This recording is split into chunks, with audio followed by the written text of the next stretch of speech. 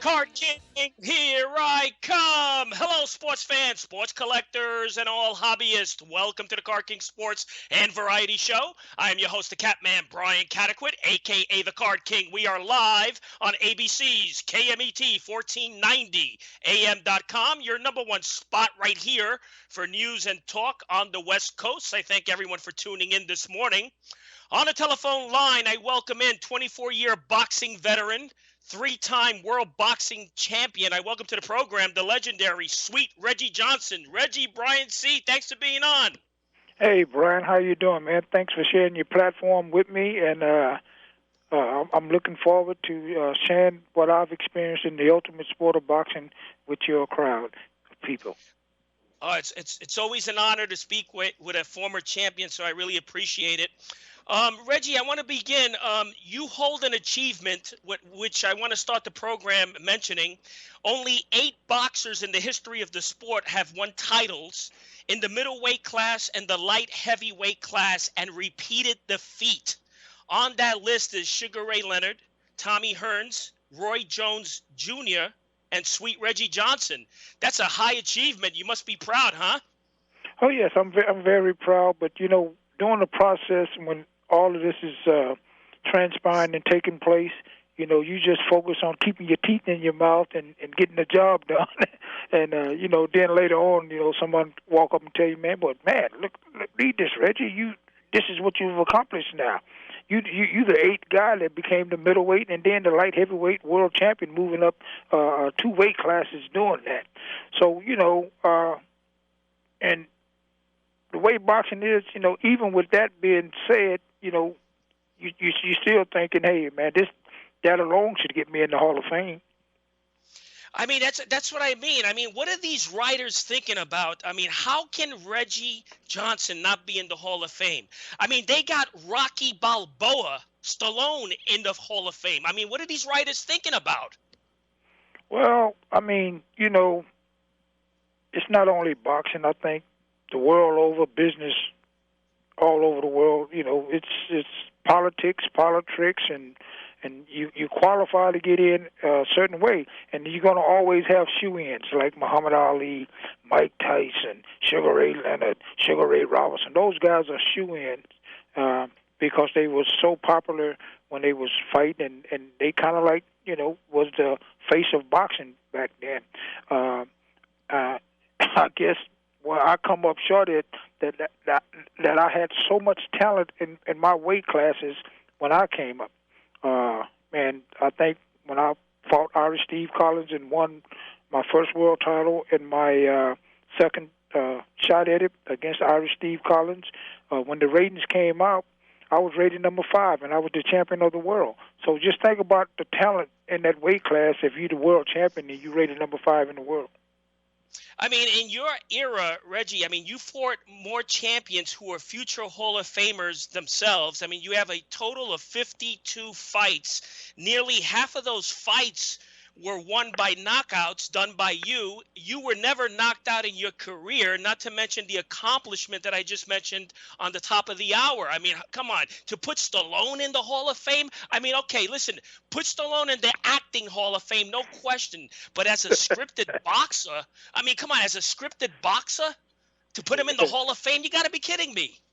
Now, come on, man. We can't go that hard on Rocky. Didn't you like? I love that movie, man. And they had a lot of they educated a lot of people with that movie, and I think it was great.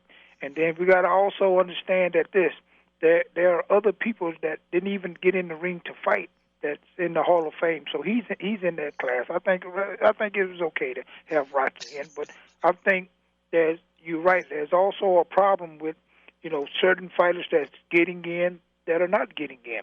I was there when Tommy Hitman Hearns got inducted, and, you know, I can't say I was upset with Tommy because, you know, Tommy, you know, you're going to be who you are. But I know when I get inducted, I'm going to acknowledge all the fighters that are most of the fighters that I think that should be in the Hall of Fame too. I'm going to acknowledge those guys. Iran the Blade Barkley was there when Tommy Hearns got inducted, and I was really surprised that he didn't mention that. Hey, man, I also want to introduce you guys to a future Hall of Famer. The only man that can say that he beat me twice. As a matter of fact, he knocked me out in the first fight. I ran the blade Barkley. Don't I mean, it's you? unbelievable. I mean, Yeah. I think he. I mean, if that would have been me, that's what I would have done. And Tommy Hearns is a great fighter. I grew up watching Tommy. He's one of my all-time greats. And I just, that's why us fighters, we got to come together, man, and support each other and stand with each other. So Reggie, what I want to do is I want to go back, if we can, to your teenage years. 17 years old is when your pro boxing career began. You signed with a few folks. How were you recruited into the sport? Well, they had a lady named Josephine Abercrombie who came from where Ali's from, Louisville, Kentucky. She came to Houston, built a brand new boxing gym, and she had Duran, she had Tommy Hearns, I think. She had a lot of the top fighters come here that she was trying to sign, and I was with them even when I was fighting amateur because they felt that I was going to be one of the guys become champion, but they ended up signing Frank Tate, who I lost to in the Olympic trials, and my mentor and boxing coach, the late Mr. James Carter, said, nah, we can't sign with them. They got Frank Tate. All the focus is going to be on him, and he won the gold medal. So he found a group of people that loved boxing. They gave me a check for $250,000 at 17 years old. And, man, guess what? And it wasn't monopoly money. It was real money. It was big money. It was real money, 17 years old. And the timing was perfect. I ended up having a kid on the way. I was able to, take care of all that, and my career just took off.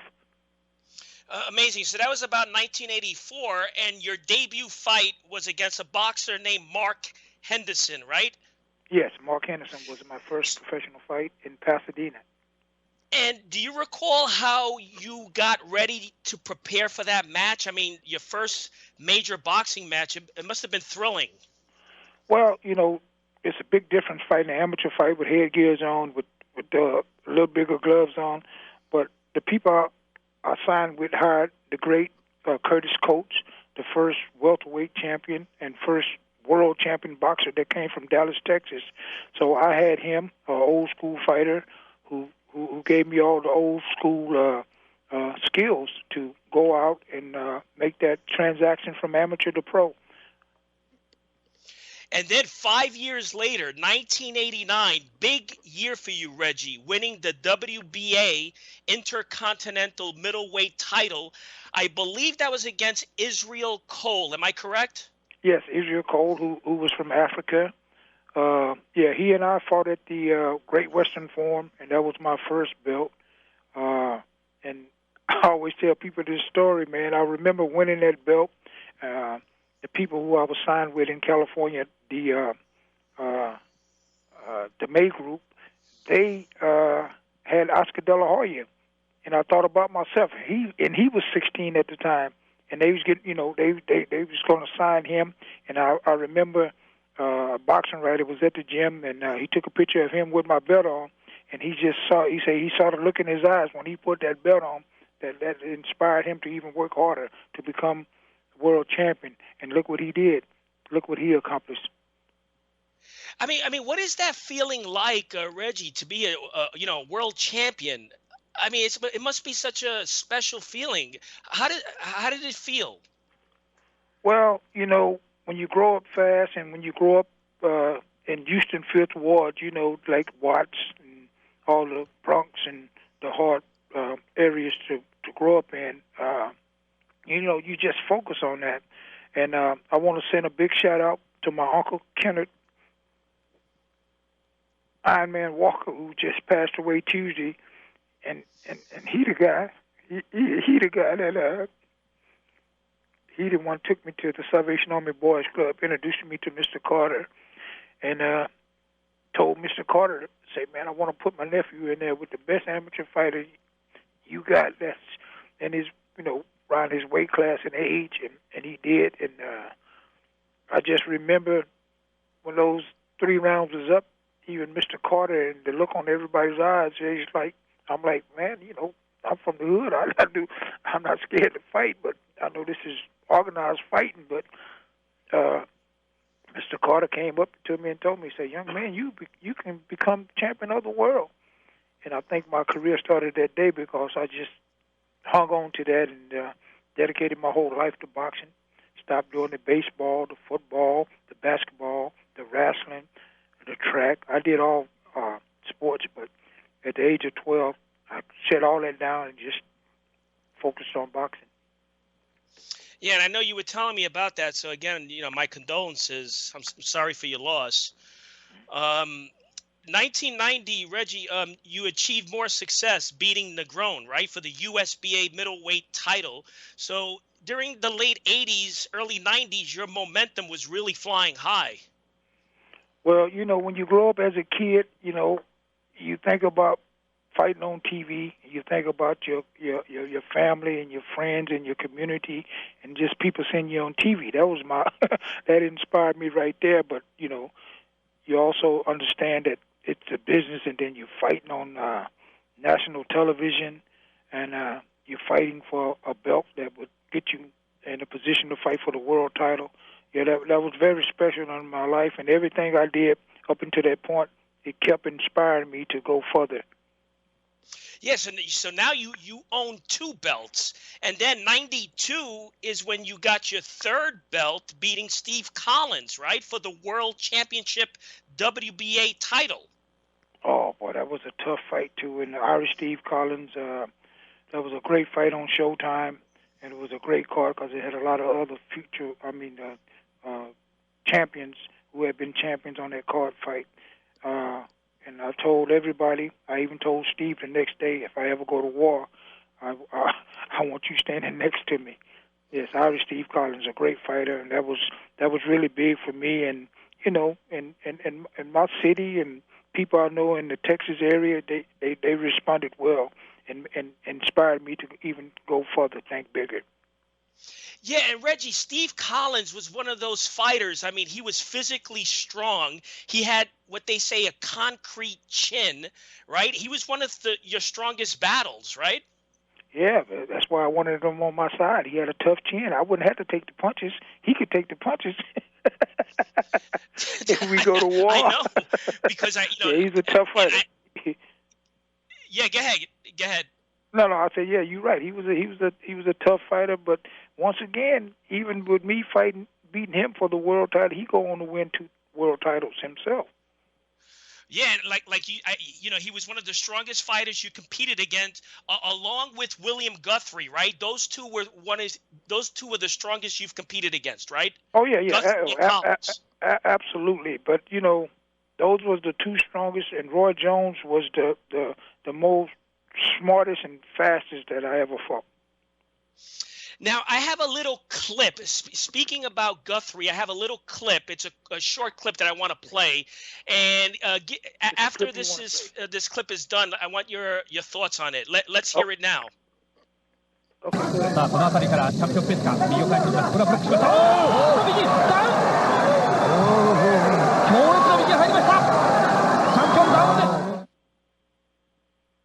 So I don't know if we got good reception on that. That was when you knocked out Guthrie. I mean, you knocked him out cold. Yeah, that's people ask me which was my favorite fight. Of course, it was the Roy Jones fight because the history that it laid out, and then the check that I got. It was the biggest paycheck I got since I've was boxing in that fight. But the William Guthrie, taking that fight out of the blue. The fight was for Frank Tate, who I lost to in the Olympic trials, and they asked the guy, Mr. Benton, at the gym, when they called HBO, they say, well, Frank ain't ready. He don't want to fight, but I got somebody, but I need to know, do you have any ties to him? Because William Guthrie is not going to beat this guy. And the guy said a cuss word and said, get the hell out of here. Who you talking about? He said, mentioned my name, and the guy said, Reggie is a middleweight. He said, yeah, but he's getting ready to move up to 68. I'm sure he'll take this thing. And he was right. I took it. And I was 7-1 underdog. Man, it was what I had went through as a middleweight with the political stuff, fighting in Argentina, not getting the victories. I know I won, and the James Toney fight, I know I won. I mean, it was like saying, hey man, I'm still here. Yeah, You guys well, did that to me then, but look where I'm at now. 98 was considered the knockout of the year. That's when he was carried on the stretcher, right? Yes. That was the knockout of the year. I think they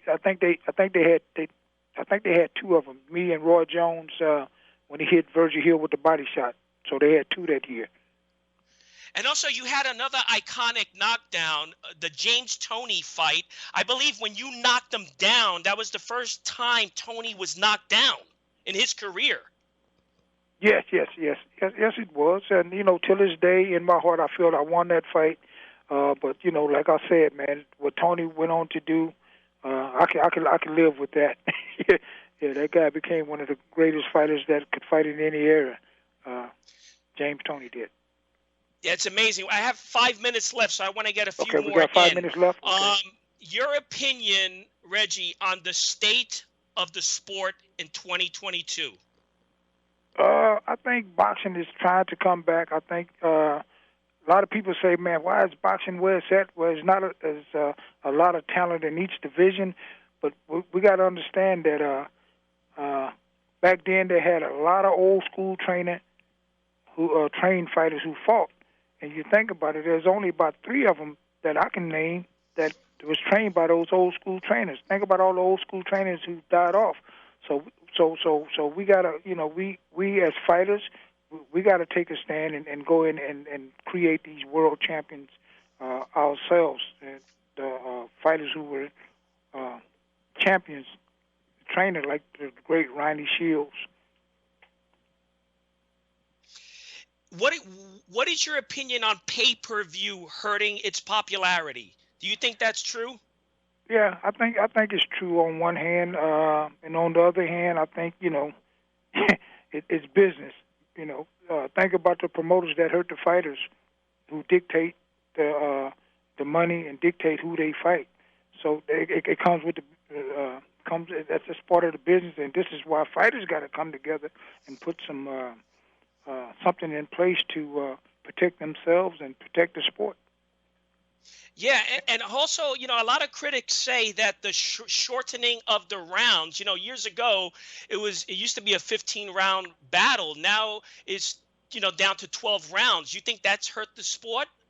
Yeah, I think to a certain degree, yeah. I think it pretty much hurt the sport, man. But, we can sit here and talk about where we at with the sport and everything, but until fighters come together and make change, it'll still be the same. And this is not only boxing; this is all sports. It's just that boxing don't have no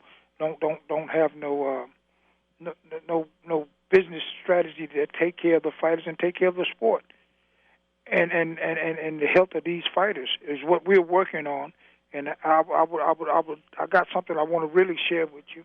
I'd like to introduce you to the technology I am involved with a group of people, Bimini Hydrotherapy. And I want to put this guy on the line and let him talk to you about making the sport, not only the sport better, but taking care of these fighters' health. Okay, sure. Okay, can I do that? Yes. Okay. Hey, Brian, Rick Applewhite, how are you?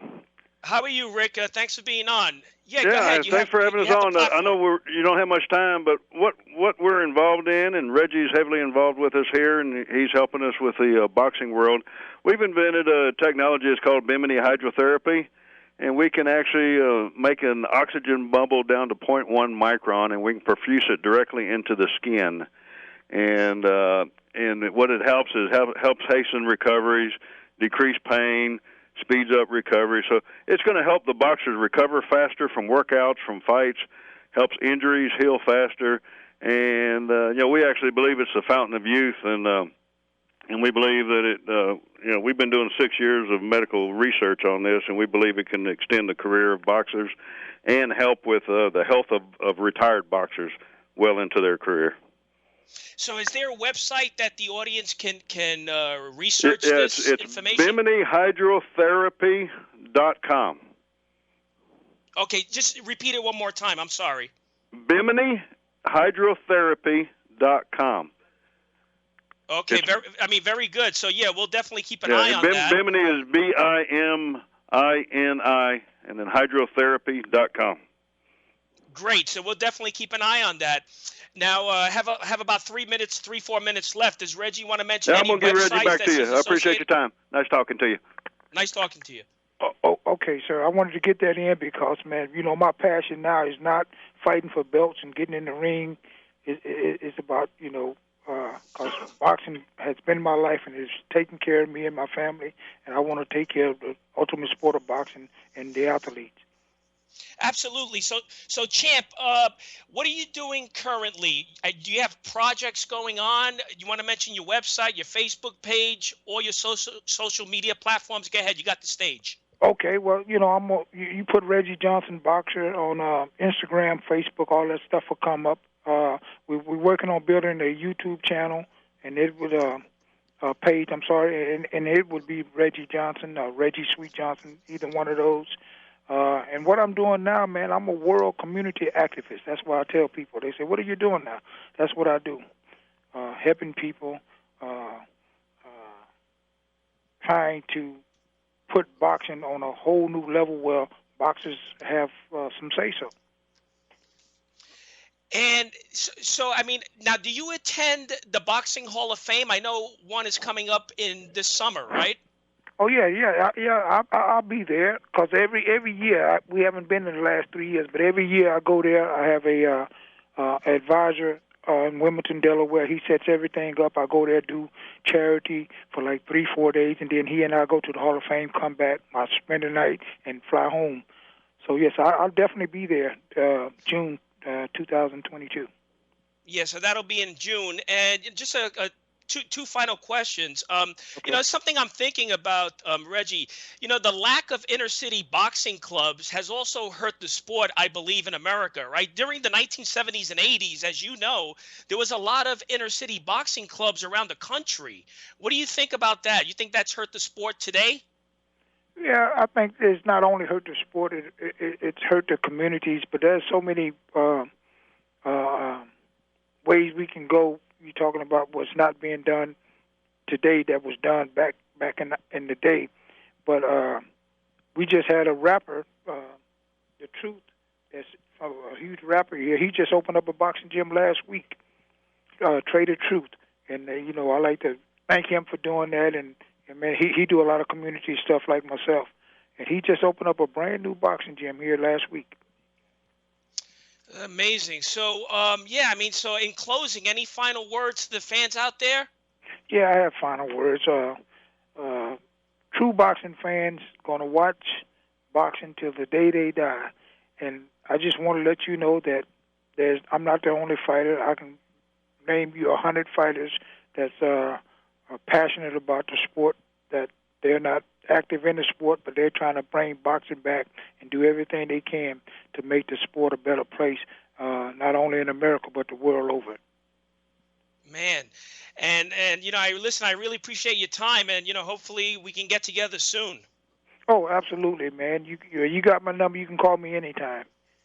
Yeah, no, I appreciate your time this morning. Thanks a lot, Reggie. Okay, thanks for sharing your platform. Absolutely. Right. Take care. You just heard the legendary Sweet Reggie Johnson, 3-time world boxing champion. And again, go listen to the show after this program is ending. You can go on to my platform and go on to the podcast site and replay the show, and you'll hear the website again and what Reggie's been up to. So until next week, happy collecting to all.